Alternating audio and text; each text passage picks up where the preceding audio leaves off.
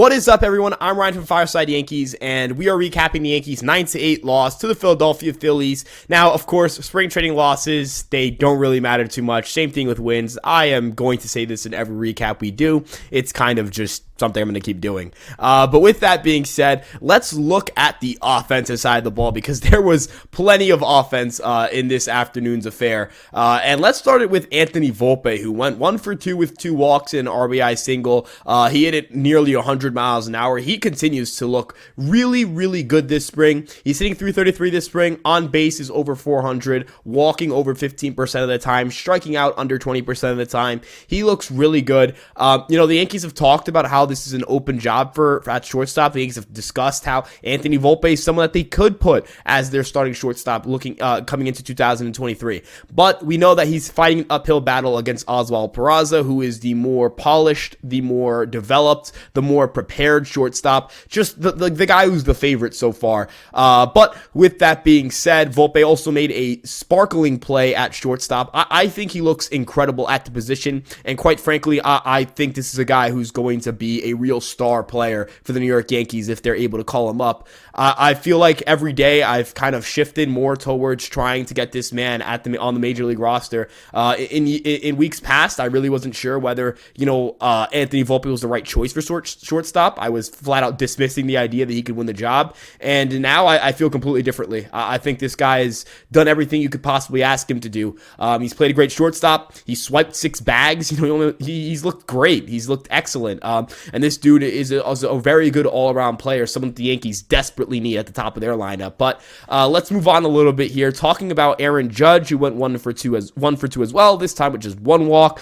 He had a rocket double. Again, it's Aaron Judge. He's going to do well. You're not really concerned about him moving forward. You just hope he's healthy after spring training. That's all you really care about. Oswaldo Cabrera had a double as well today with a walk, and it was an RBI double, scorched at 105 miles an hour. Both of his batted balls today were over 100 miles an hour.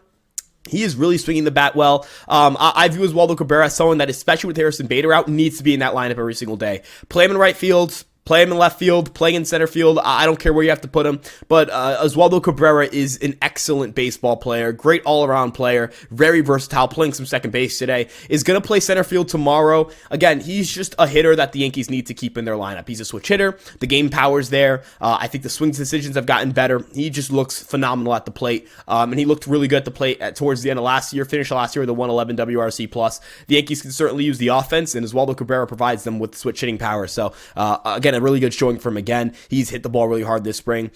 Jamie Westbrook had an RBI single today. Jamie Westbrook is someone that the Yankees brought in, to potentially make the roster as a utility guy, or at least stick around in AAA. But with that being said, I don't think that the Yankees are going to be putting him at the major league level. He hasn't really had a great spring training, but he had a couple walks as well. It's definitely possible he could stick around in the minor league level. Rafael Ortega had a rough day defensively and at the plate. 2 strikeouts, 0 for 3, and a really bad misplay in the outfield. But quite frankly, I think that he's still in good favor with the Yankees, even though he's hitting under 200 because of the OBP and because of the OPS. Spencer Jones, the Yankees' first-round pick and friend of the podcast, came in for Rafael Ortega to play center field. He went 0 for 1 with a walk and an RBI. He's looked decent in camp. He hasn't had an outstanding camp, which is understandable. This is his first major league camp. He's someone that you don't anticipate to make the team out of spring, someone you don't really anticipate to even play at the major league level this year. It's a big year for Jones in terms of development and just getting comfortable. Isaiah Kiner-Falefa went 0 for 3 with 2 strikeouts. He was having a decent spring. His OPS dipped after today's game. His spring training OPS is now down to 717. Do I think that the Yankees are going to look at Isaiah Kiner-Falefa as someone to start? Absolutely not. I think he gets traded, but he is going to play some center field Friday. I do think the Yankees value his versatility, and quite frankly, I'm not going to sit here and criticize a guy for just playing, right? And a lot of people are upset that he's still playing. A lot of people are upset that he's around, but the Yankees are not going to just trade him for nothing, and more importantly, they're not going to trade him not knowing who their starting shortstop is as of right now. Aaron Hicks had a walk today, didn't have any hits, had 2 strikeouts. Elijah Dunham came in, had an RBI an RBI fielder's choice. Phillies. Estevan Florial went 0 for 2 with a walk as well and a strikeout.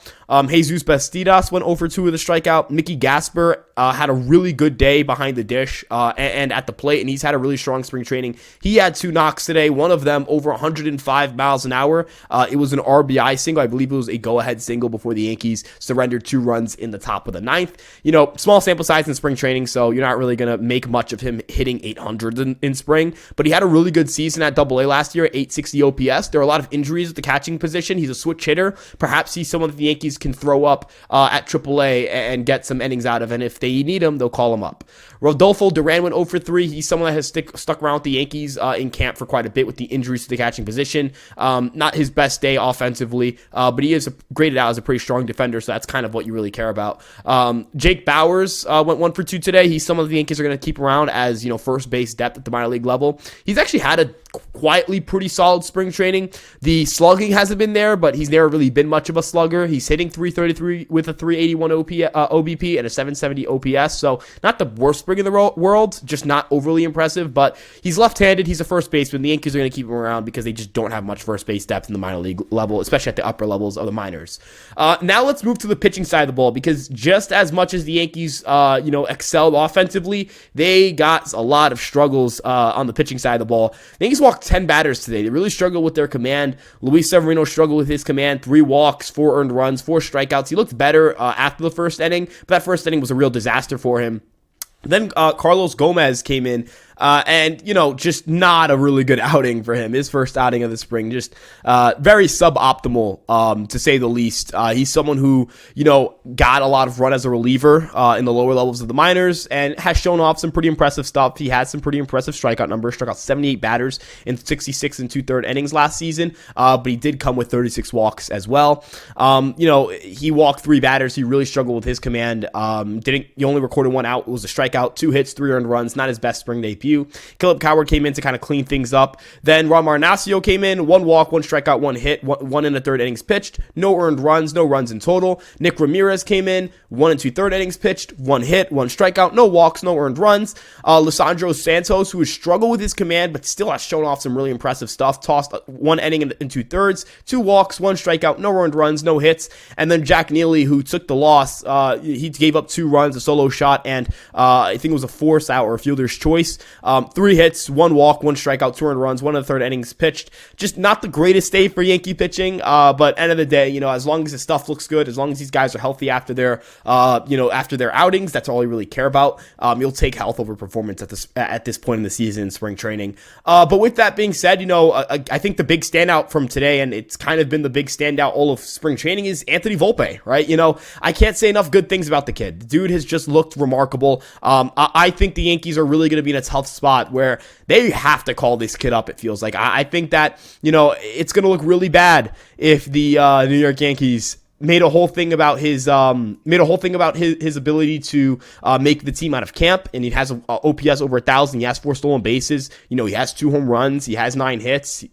He's done all this stuff, and he doesn't make the team. That would look really bad on the Yankees. Now I understand why he wouldn't make the team, and at the end of the day, they said he has a shot. They didn't say he's going to make the team if he plays well. That's not what they said. So I think that does hold weight. I think that people are going to be upset if he doesn't make the team, and that's fine. But I do want people to have the rationale and the understanding that this isn't as cookie cutter of a decision as play Anthony Volpe or don't play Anthony Volpe. That means you have to trade Gleyber Torres. That means you have to bench Oswald Peraza, or that means you have to DFA Josh Donaldson. And neither of those 3 things are happening. Neither of those 3 things makes much sense for the New York Yankees, unless, I guess the only one that would really make sense here is a Gleyber Torres trade. And that would be, again, if you get an outfield bat that can really help you and be that 5 hitter for the New York Yankees and replace what Gleyber Torres is giving you, because Gleyber Torres is a guy who's going to hit 25 home runs for you probably this year, 115, 120 OPS plus.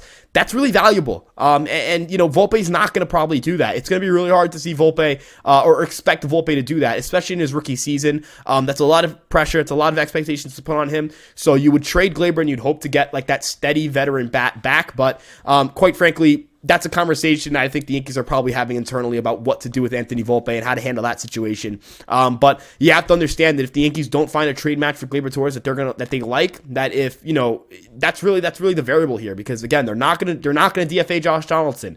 As much as people may not like Josh Donaldson, it doesn't make sense to DFA him, and just cut him loose if you're already gonna pay him, and not know what you have there. Because even if he's just a 110 OPS plus guy with really good defense, you could either continue to play that. You never know if DJ LeMahieu gets hurt or Gleyber Torres gets hurt or Oswald Peraza gets hurt.